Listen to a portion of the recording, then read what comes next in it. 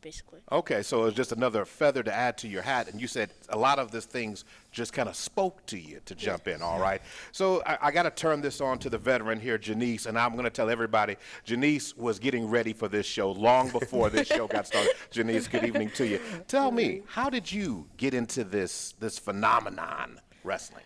Well, one of my friends, she was going to do it with me, and then she couldn't because something happened with her family. Her Okay. mom wouldn't let her, basically. And I was already there, and you can never get enough sports, so might as well try it. So you just wanted to try it. So was it a calling, or did you see it? What made it move for you? Mm, I don't know. I wanted to try something new. Try something new. So in other words, you've played in other sports over the course of time. What are some of the other sports you've participated in? I've done volleyball and cheer. Okay, hey, that's enough for me. So, Coach, talk to us a little bit. What are the basic skills needed for wrestling? The basic skills, well, it starts with their stance and understanding their positioning when they're in top and bottom and referee's position, and then the different techniques and moves we would use from those positions, and then just growing from there. Okay. Well, the reason why I asked that, because a lot of times there are a lot of incorrect myths when it comes to the sport of wrestling. And so, and it comes to getting athletes ready and mentally ready to compete in this, there's always some steps. So when you introduce it, so since you have newcomers stepping in, what's the first thing that you have to conquer in that? We usually, the biggest fear we have to overcome is, how does my body look in that singlet, that tight wrestling suit? And obviously, yes. That's probably, once we get them past that, it's okay. Everybody wears them.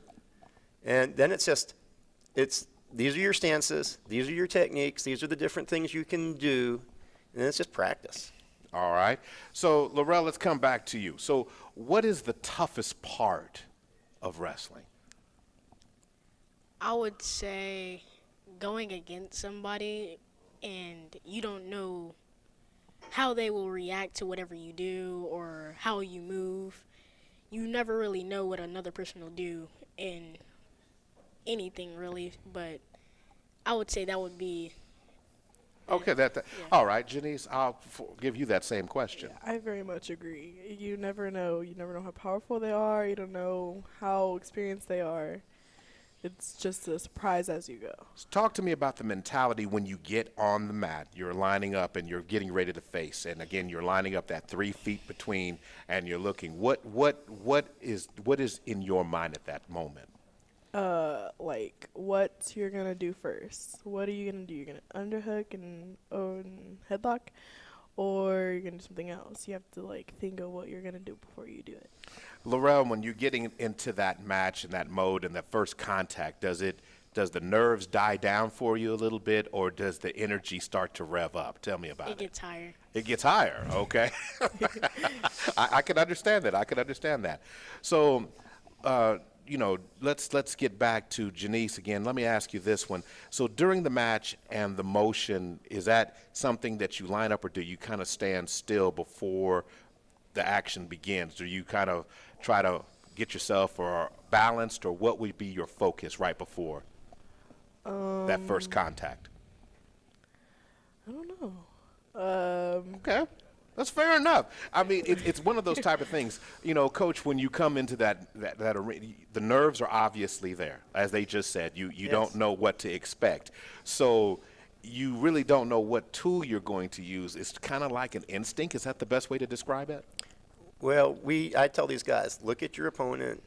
Are they tall and skinny? Are they short? I mean, the physique of your opponent's going to help dictate things. Okay. I just tell them, be confident in what we work on in practice every day, because the thing about wrestling, it's repetition, repetition, repetition. And when you think you've had enough, more repetition. Okay. So that's a lot of practice on what they do. So they should be confident. Hopefully they are confident in different types of moves, different maneuvers, tactics. And it's just being confident in what they're doing and doing their best to execute. And if it doesn't work, switching to something else. When you talk about both these athletes that you have here, give me some things that you've seen Laurel improve on from the first time he stepped onto the mat. What is something that you've seen that you've seen him improve in? He started off really good in the referee's position. I've seen him get better in his top position. I've seen him get a lot better on his feet. If he wrestles for me next year, we're going to try to work on his aggression, being a more aggressive wrestler. He is a counterattacker. He's going to let the other guy start the attack, and then he's going to figure out how to get out of that and reverse the guy. Reversals and escapes is his specialty. Yes, that's okay. those are his. Right now, those are his strengths. Okay. And we're going to try to develop him a little bit more completely as an all-around wrestler. Okay. Now, Laurel, again, I guess from what your coach described, you're kind of like, okay, you step up, I see what you're doing, and then I get going. Is that kind of what you would that describe what you're doing right Yes. now? Okay. All right. So, Coach, let's pose the same question about Janice. Talk about her progression through this season. Her biggest thing is her confidence. She could do it. We knew early on in practice she could do it and be successful. I don't cut you off. And well, again, this was new to her, and she had some issues and she had some doubt. And when she won her first match, it's like her confidence went right through the ceiling. She is a very good attacking wrestler. To me, I have never had the opportunity to see her wrestle or Laurel, but I'm going to say it seems like she has a switch. That when the switch gets flipped, is something different. She has a different level of intensity on the mat than she does in the classroom. Yes. Janice, how would you describe your progression and how you feel about just hearing about a match and an opportunity to face against another opponent? I mean, I think it's fun. I mean, something every day different. It's really fun doing it. I really like it. Hey, I can't argue with that. So, Laurel, I'm going to come back to you. Reversals and escapes, all right? So, during this season, tell me about a situation where you surprised your opponent, perhaps, or even yourself, where you were able to get a reversal or an escape out of a difficult situation, you would think. I would have to say, I think my 5th match. Okay, who was it against? I believe it was. And if you don't remember, that's okay. Just tell me what happened. That's what I'm interested in knowing. So we start. He attacks. He successfully attacks. He has me on bottom. So my mindset is, dang, what do I do? I'm stuck. Right, all right. So I'm trying to think of ways to get out of this, sit out, stand up. I'm thinking of every possible thing I can do, but in a stand up, he has my leg trapped, so I really can't get out of it. In a sit out, I can't get out of it. So I just tried to roll, and it ended up working. Oh, did it? It was a complete reverse. Oh, okay, okay. I mean, so were you able to get a point out of that, or were you just okay? So go ahead, Coach. He got 2, Coach. You got 2. Okay, all right. So that worked for you in that regard. So congratulations on that.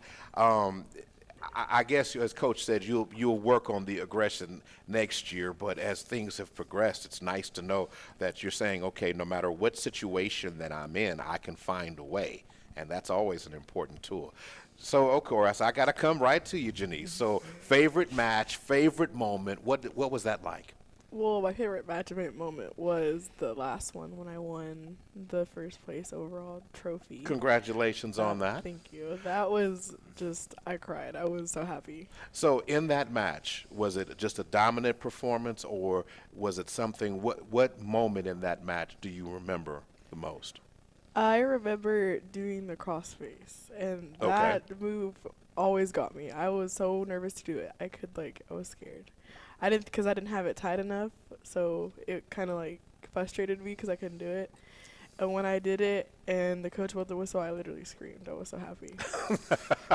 That moment when you see a player achieve the next level of growth as a coach, that just has to feel good. It feels great.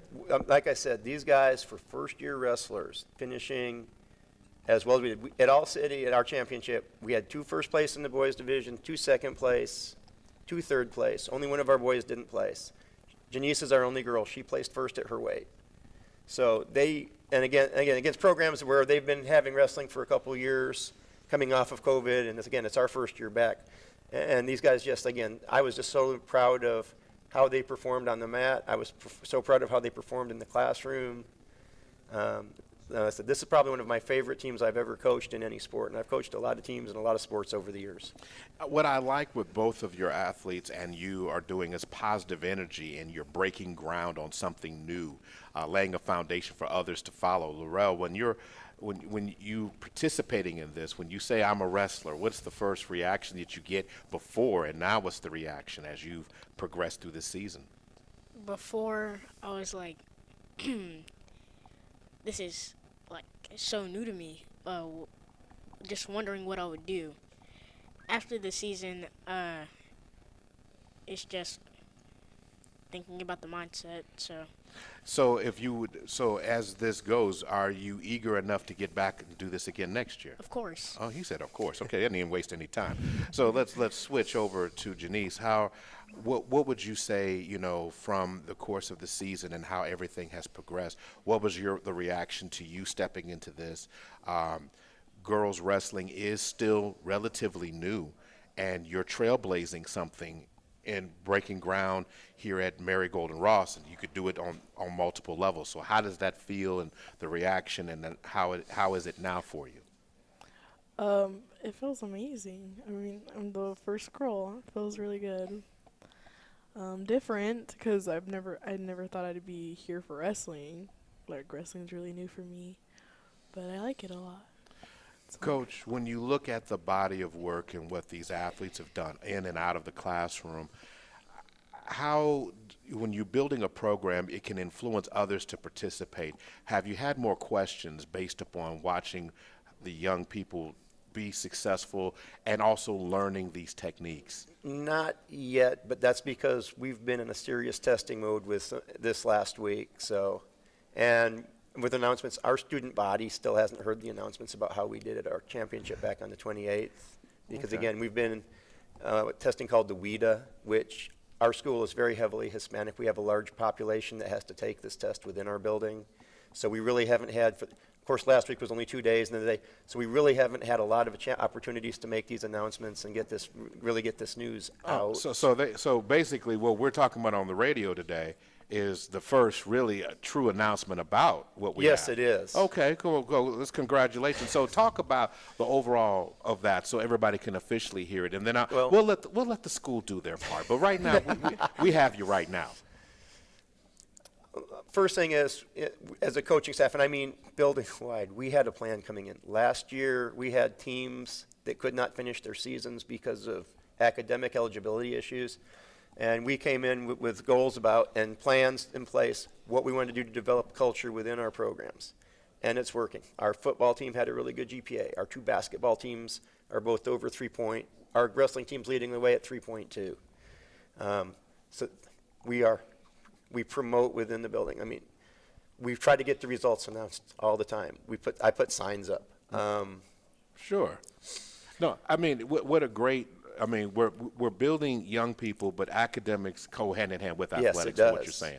Absolutely. And so I think that the studying has to go with. You talk about mental strength, as Laurel talked about earlier. That comes from being able to achieve also in the classroom. Yes. When we talk about conditioning for this sport, what kind of conditioning is required to do? Because a lot of folks who are being introduced in the step, you said about how they fit in the outfit. So conditioning, how important is that? In wrestling, there's a couple attributes that are important. Strength, quickness, endurance, because these guys that played football will tell you they feel like they spend more energy in a wrestling match that lasts 5 minutes as they do playing an entire football game. So it's just it's a bit of everything. It's strength training, it's quickness training, it's cardio. It's a balance of everything because it's a sport that requires all aspects, short-term quickness, long-term endurance, because it's 100% isometric for 5 minutes if you go the full distance, longer if you go to overtime. But again, the most important thing to us is applying the habits that we're teaching them in athletics and applying them to other areas of their life. It's not just, you're not just doing this in your sport. You're doing these same habits in your classrooms, You're doing these same habits in your other sports because one of the things we're very cohesive. The expectations that we have in one sport and the procedures we have in one sport are going to be the same in the next sport. I see, and it all connects. If you're listening on your radio tonight, we're talking with student athletes Laurel Gaines and Janice Shelton, and of course, this is head coach Robert Mathewson that we're also talking with. So before we go to break here, and we're going to go in just a second. So Janice, I'm going to give you a chance to get some thank yous out there, some shout outs, some folks who are maybe you would like to thank for the success of the season that you've had. I'm going to give you that opportunity. Well, my mom for sure. Yeah, gotta get mom. So Gotta supportive. get mom. Gotta get mom. She's so supportive. And what's her name? Her name is Denise. All right, Denise. Okay. Yes, she does everything in her power for me to be wrestling, cheer, everything. Oh, that's awesome. So She makes room. so we're transitioning into another sport right after this. Yeah. She's like, yes, I'm just going to move that in that direction. Laurel, let's talk about you. Who would you like to thank and kind of show a little love to? My mom and dad for sure. Mom and dad, I got to have their names. Erica and Laurel. Okay, Eric and Laurel Senior. Okay, all right. I'm the third. You're the third. Okay, all right. You know, you guys are you know you're going to have to do some more wind sprints. Now, one of you thought the coach in there, the coach. The coach for sure. Obviously. Obviously, the coach. He's there always. You know, Coach, I feel the same for you. I mean, it's the support that you've had from the administrator and fellow coaches. Talk to me a little bit about that. We would not be the successful sport from our principals, from our site athletic coordinator, because we sat down at the beginning of the year. We came up with we have to do some things different. Last year, our boys and girls basketball teams weren't able to finish their seasons. This year, I'm going to put a plug on for them because right now our boys team is undefeated in basketball. So, and our athletic eligibility issues. Again, all of our winter sports have over a 3-point grade point average.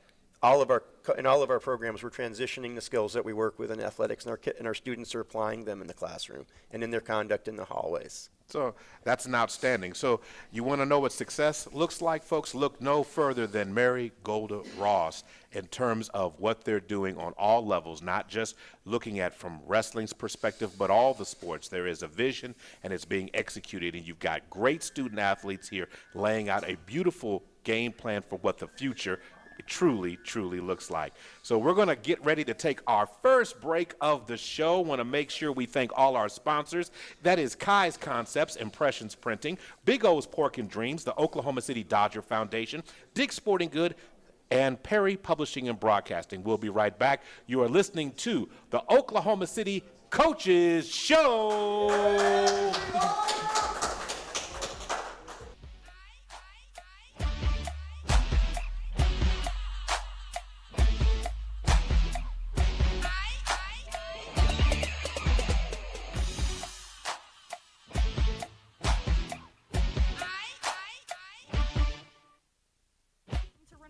Better yet, do you need to rent a car but don't want to go through the hassle? If you said yes, let the professionals at A+ Rent a Car put you in a rental vehicle today. They have low rates, and the only requirements to rent a vehicle is you must be at least 21 years of age with a valid license, utility bill, and lease. Deposits are as low as $100. That's it. Low daily and weekly rental rates are available and great cars to choose from. A+ Rent a Car is located at 2906 Northwest 23rd Street in Oklahoma City. Check out our website at apluscarental.com or call 405-602-0000. That's 405-602-0000 for A+ Rent a Car. They accept cash, debit, prepaid, and credit cards. OKC, it's Super Bowl 57 time. Your favorite sports station, OKC CBS Sports Radio, 105.3, and our friends at Gates Barbecue Sauce want you to enjoy the game on us. OKC CBS Sports Radio 105.3 wants to give you a chance to win a 32-inch JVC Roku Smart TV and all 4 flavors of the world-famous Kansas City's own Gates Barbecue Sauce. Original, classic, sweet, and mild. Mild and extra hot. How can you win? Just be the 10th caller whenever the DJ asks you to call in, and you'll automatically qualify to win. The grand prize winner will be pulled on Wednesday, February 8th at 5:30 p.m. with PJ Mills. Get ready to win a 32-inch JVC Roku Smart TV. And Gates Barbecue Sauce, only on OKC CBS Sports Radio 105.3. Make sure you like our social media platforms, too. Enjoy Super Bowl 57 from everyone at Gates Barbecue Sauce and OKC CBS Sports Radio 105.3. Be a part of your favorite CBS Sports show now. Text your comments or opinions to 405-451-8089. That's 405-451-8089. We are CBS Sports Radio. CBS Sports Radio 105.3 HD1. Our blood carries the strength of our ancestors. Okay. Everybody knows how this goes. Mr. Stevenson, how's that in your ears? Sounds good. Sounds good. Is it loud enough? Not too loud enough? It's perfect. Okay, perfect. Okay, Mr. Dressel. Good. Perfect. Yep. Okay, perfect. All right. And of course, Coach Wright. Good. Very good. Okay, you can take them off. We got 3 minutes before we start. Our blood, my blood, your blood saves lives. We need more budget for makeup. For the ones finding new ways to ensure the job always gets done. Oh, yeah, we do. For the ones wearing many hats. For the ones We need noise. And the ones keeping business moving forward. We are Grainger, offering professional-grade industrial supplies, plus real-time product availability and access to experts ready to answer your toughest questions. Call, clickgrainger.com, or just stop by. Grainger, for the ones who get it done. I'm Jay Farner from Quicken Loans. The rate today on a 30-year fixed-rate mortgage is 3.875%, APR 4.05%. But choosing the right mortgage lender means choosing much more than just a rate. Let me ask you, does calling the company with the best client service in America, with 11 J.D. Power Awards to prove it, matter? Does calling the company that invented Rocket Mortgage, the industry's most innovative, client-focused technology, matter? Does calling the company with 17,000-plus team members who are helping to rebuild the great cities of Detroit and Cleveland matter? Of course it matters. No wonder our clients have made Quicken Loans America's #1 online lender. Call Quicken Loans today at 800-QUICKEN or go to rocketmortgage.com for the best mortgage experience on earth. That's 800-QUICKEN. Call for cost information and conditions. Equal housing lender licensed in all 50 states. NMLSConsumerAccess.org number 3030. Jay Henderson, number 30, Oklahoma City Blue. What role do you think you're going to have on this basketball team? My role is going to be strictly just being a great defender and knocking down open threes when I have the chance, but strictly defense. Defense wins games. I'm looking forward to whoever I'm guarding, I'm going to lock them down. Hi, this is Jay Henderson, and your home for Oklahoma City Blue basketball is OKC's CBS Sports Radio 105.3 FM HD1. Need a banking partner you can count on? Call First Security Bank and Trust Company. It will be the best call you will ever make. Personal banking with First Security Bank and Trust Company can make life so easy. We offer mobile banking, online banking, and qualifying accounts can even make deposits using a cell phone. You will have instant access to all of your financial information, and you're able to check your balance 24 hours a day, 7 days a week. You can transfer funds and even pay bills. You have total control. Plus, we offer personal customer service to help you with all your banking needs. Visit us today at 1541 Northeast 23rd Street, or give us a call at 405-424-4341, or visit our website at www.fsbokc.com. First Security Bank and Trust Company, member FDIC and equal housing lender.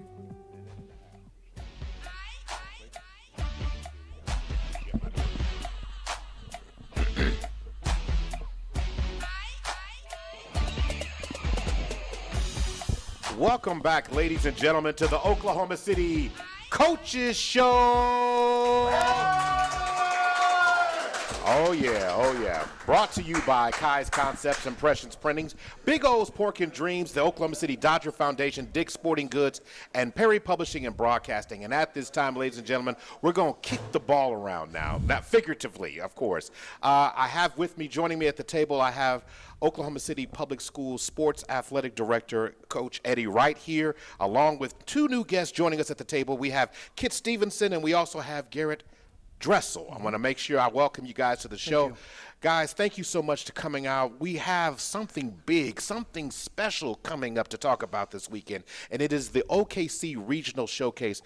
I want to say, I always call you Coach Wright. That's just That's how fine. that's I'll how take it is. Coach Wright, can you kind of set the table for what we're looking to see this weekend? Yeah, first of all, I appreciate you calling me coach. I think it's one of the best honors you can possibly be called. It's a great career path to have, and these two guys next to me could probably attest to that.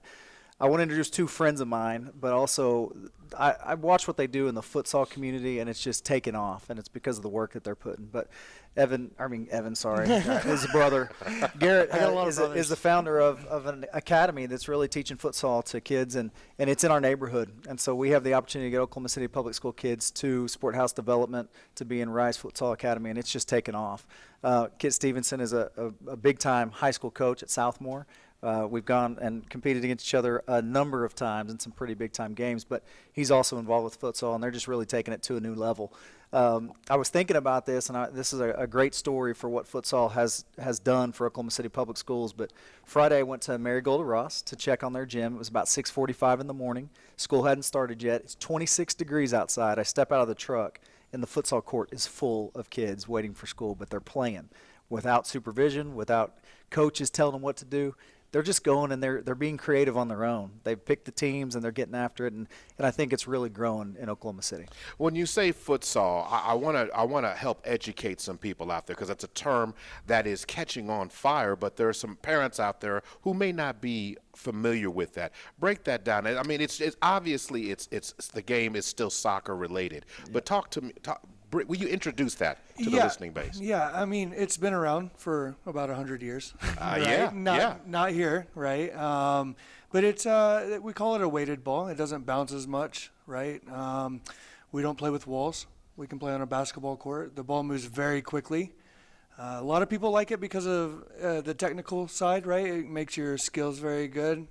Players like Ronaldo, Ronaldinho, Messi, Ibrahimovic were all futsal players. But the reason why we like it is because it's a very cerebral game. It's very quick. You have to think and problem solve constantly.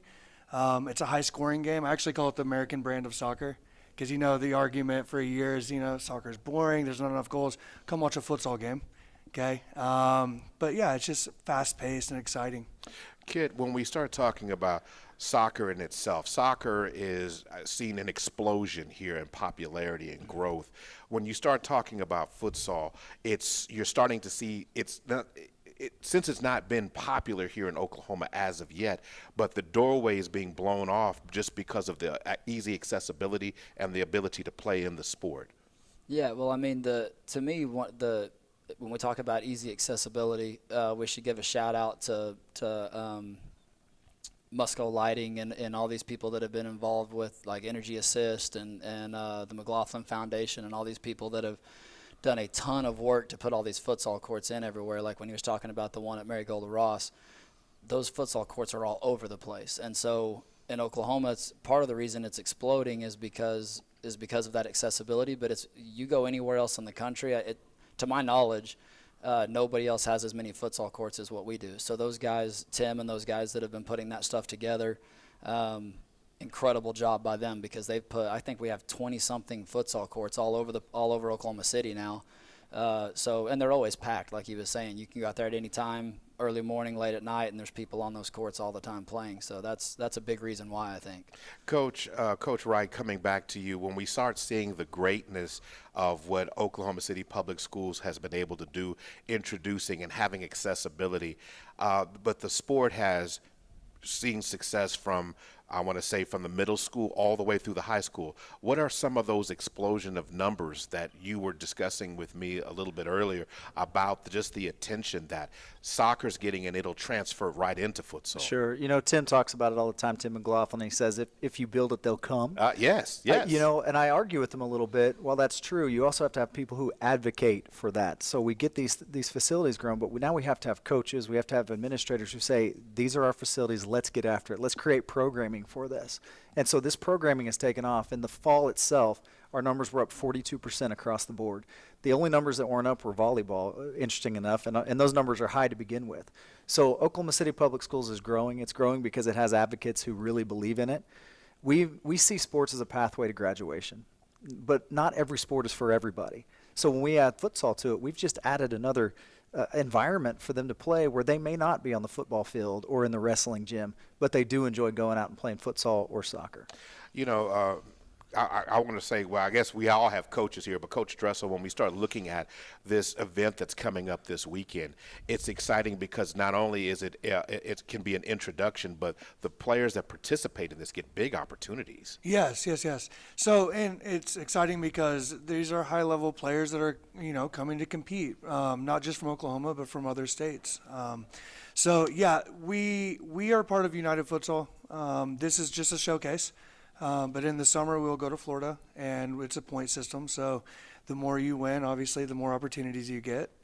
We have, I don't know how many kids are going to national training camp, which is also coming to Oklahoma City through United Futsal. Yeah, probably 40 or 50. We've got a whole bunch. Yeah, and a lot of those kids are Oklahoma City public school kids, right, that are getting that opportunity. If they do well at NTC, the national training camp, then they get to go to Barcelona and train in Spain, which we also have a handful of kids going next week, possibly, to Spain. And so, yeah, that's just what it's about, man. Coach Stevenson, when we talk about a phenomenon and seeing the explosion and the participation in it, the age ranges is so diverse, too. It's not limited to just middle school or high school. Talk to me about some of the ranges of the athletes that you're seeing participating in this. I mean, we started something with Rise that was really, really cool this year. We run a winter league every year as well. We had 107 teams that played futsal leagues for us this winter in our gym. We actually just finished this weekend with playoffs. It was been an intense 10 weeks, but we were thinking about doing like a birth year 2016, 2017. So you're talking about kids that are 4, 5, 6 years old. We wanted to have a league for them, but a lot of the coaches that we were reaching out to and talking to, they were like, well, maybe a league might be a little bit much to ask over 8 weeks. So we were like, well, let's change that a bit. And so Garrett came up with the idea where we started a little bit of like a training session, and it turned into games at the end of the session. But every Friday night we have what we called Friday Night Futsal, and we had, I don't know how many kids. 50. About 50 kids that are that young. These kids just barely learned how to walk, and they're in there learning futsal every Friday night for an hour and a half and just loving it. And so you have kids that are that young, and then all the way up to we're taking just this weekend, Rise will have 2 teams in the high school division. So, kids that are 16 and 17 years old, and we have teams in every single division and every single age in between that. So 4 through 18, and then our kids graduate out and wish that we had opportunities for them in college. Boy, this is going. You just kicked the door open on this one. But we got a phone call at the station about this, Coach Dressel, that you brought this up. You said the scoring is different. Explain the scoring process in futsal different from soccer. Well, because of the parameters of the court and just the rules and the way of the game is played, there's just more opportunities. And that's what we love about it, is that you're succeeding and failing at a much higher rate. So, like, when you're on a futsal court, you're probably getting about 600% more touches, which means a lot more shots, right? And so the scoring isn't different. You're not getting, you don't have, a 3-pointer or a 2-pointer, right? It's all just one for one. You're just getting that many more opportunities. So the games can be, higher scoring. It's interesting and intriguing when you say that, just because I love the expression that you said, an Americanized version of soccer. So when you say that, it's kicking it up another notch. Right. Because, of course, in America, we like things bigger, stronger, do. faster. Yep. The long ball, give me that. Yes. So give me the points, because that's something that sometimes that you've heard that maybe turning the novice soccer fan away. For sure. Instead of turning on the technique. Coach Wright, I'll come back to you. When we start seeing the explosion, the activity is, obviously with the participation, what it is, we've got to see more leagues or play opportunities for kids to get involved in this throughout that. What is the vision that you think should be for a sport like this, that you see it breaking out, and what would you like to see happen? Well, part of that is just exposure to begin with. So last year, this futsal tournament came, and we were able to take a number of teams. I think we took 6 teams total to compete at the middle school level. That exposure led to what we're about to do this weekend. We're taking 5 of our high school teams who are going to compete in the actual tournament side of things, and we have 12 middle school teams who have committed to come. They're going to come compete on the big stage they're going to be a part of the action, and I think that that's really exciting. But that's part of it, is just exposing them to the sport first. Once they get exposed to it, they see how exciting it is. In your realm, it's like taking basketball and putting the ball on the ground, and that's really what it is. The pace of it, the cerebral part that he talked about. It's all about creating angles for one another, just like we would in basketball. And so it's taking that sport that we already love, putting it on the ground, and doing the same thing. Coach Stevenson, you mentioned something before, and I think we could probably do a whole hour show just on this topic alone. When you brought up the subject of going to the next level, seeing people play, what would you Oklahoma is, first of all, it's a great state to begin. It's already have a great soccer base here. Mm-hmm. But when you introduce this, need to see more colleges. I know, around here, and I'm not going to get anybody angry when I say, if it's not, a brown skin football, during the fall when we're talking about OU and OSU, in terms of that. But do you envision in the future, or in the near future, that we'll see some of the D1 schools maybe get more involved in this? I know that there's opportunities at lower levels, D2 and possibly NAIA level. But what's your vision, or what you would like to see in that? Man, I think my vision is in line with actually what I think people are trying to get done. I think it's I love what people are talking about doing and what is actually already happening. So for the first time this last year, there's a school in California that provided futsal scholarships. So they brought players in, and scholarship players is the first school that's done that. We had a kid that an illness kept him out of a tryout, or there's a pretty good chance that he would have been there. He came through our academy and that kind of thing. But I think once that one school does it, and it's great, because they're playing some other club teams and some other things right now. Once that takes off, and money makes the world go round, especially at the college level, right? So I think that once it starts selling tickets and people see that money can be made and that it's exciting and they're going to get fans in the door, I think it will take off. I think because it's first of all it's male and female sport, so we don't have a Title IX problem. It's going to bring in both, and everybody has the facilities because everybody's got a gym, and the rest of it, what you need to implement a futsal program is pretty inexpensive. So I think once the colleges start to take off, you'll see high schools start to take off. And then, we have fast pitch and slow pitch softball right now, right, in 2 different seasons. So I think we put futsal in one season and soccer in one season, and that takes off at the high school level. But it's moving up even all the way up to the news just broke that FIFA is going to do a Women's World Cup. They've had a Men's World Cup. Now they're going to do a Women's World Cup. And then the next thing is we're fixing to announce that I may be saying what I'm not supposed to say here. Just say it. We're U.S. Soccer is fixing to announce that we're going to have a we're going to have a U.S. Women's National Team. So now we'll have futsal. For futsal. Massive. Okay, well, Right. Awesome. That's huge. Academy, being involved in enrollment. How important, I'll just throw this out there. I don't want to just keep going around. I just think how does a student get involved in the academy? What are the steps? And coming out to this event this weekend, I heard about it. How can I get involved in things like that? I'll open it up. Okay, I'll let you go with this. Yeah, so almost all of our academy teams train on Sunday. And the way that we get people in, because it is a new thing for people. Most of the time when people come into our gym and want to try futsal, they're just trying futsal for the first time a lot of times. So we allow people to come into the gym and have one session where we throw them out there with our teams, and they just get a free session for the weekend, right? And then after that, if they decide that they want to stay in, then we find them a good place for them to be, and we can get them registered. But we play futsal 365. It's all year round. Every Sunday we're in there training. We play in tournaments year round.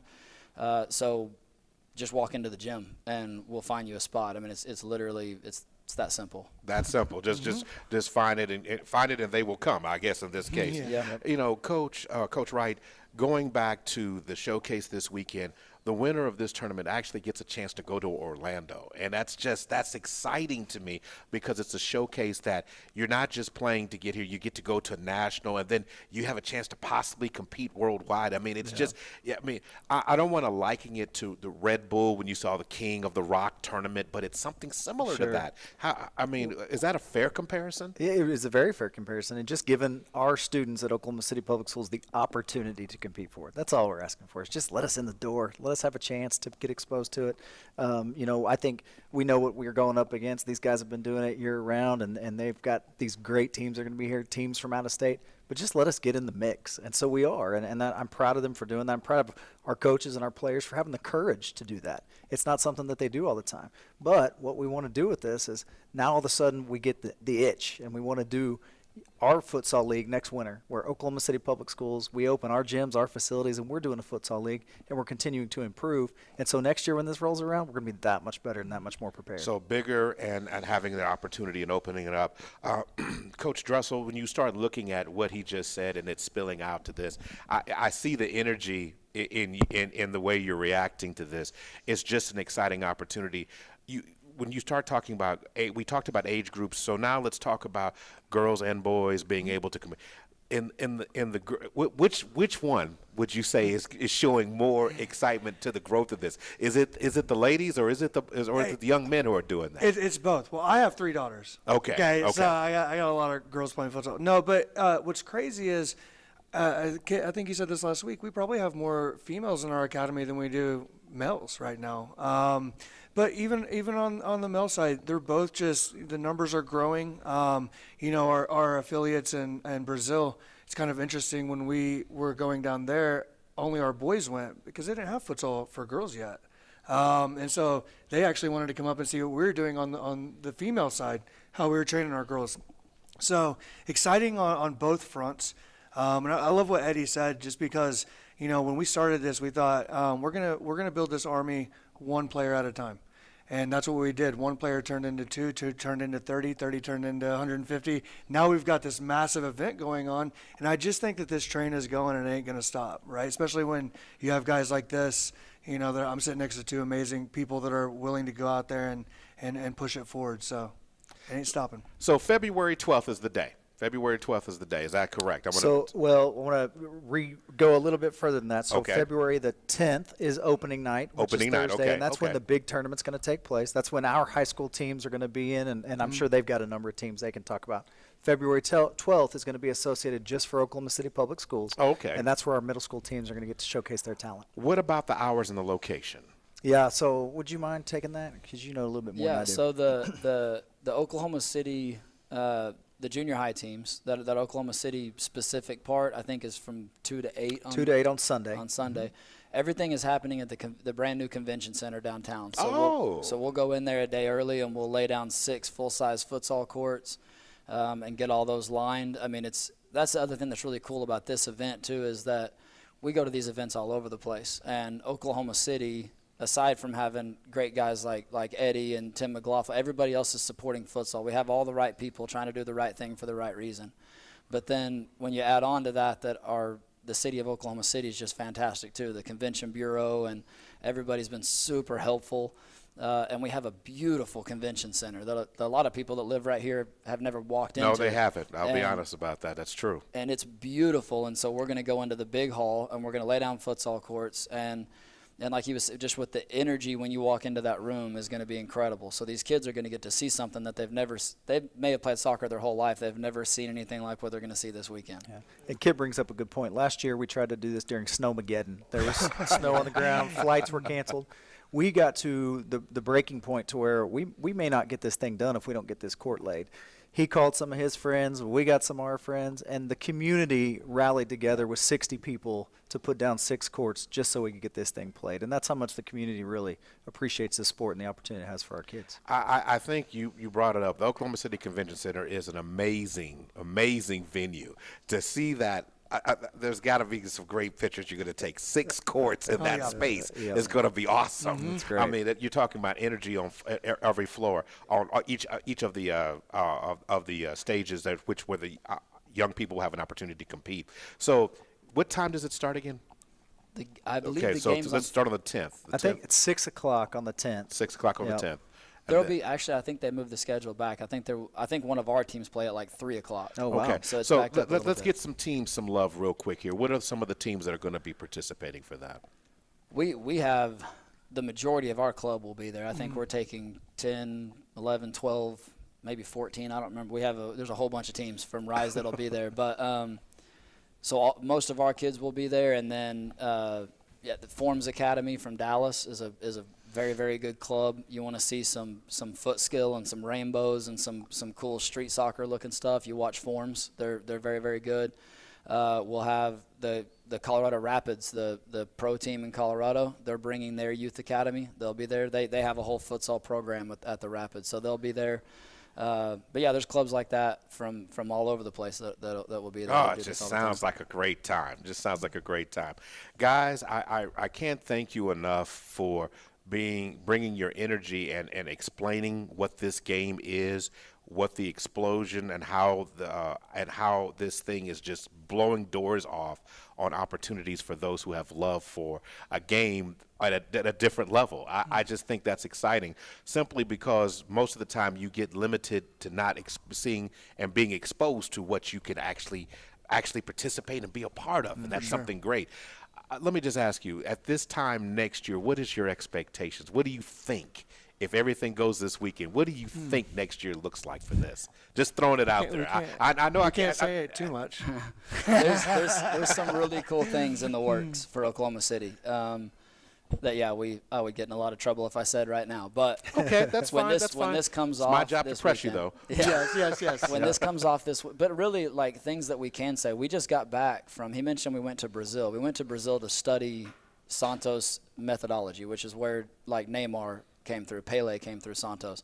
We went through with those guys. That was a really cool experience. But then just last month, or I guess now a month and a half ago, we took 2 different teams of middle school, high school age kids to Barcelona, Spain. Our 2008 boys actually stood on the court with the Barcelona FC, the same club that Messi played for.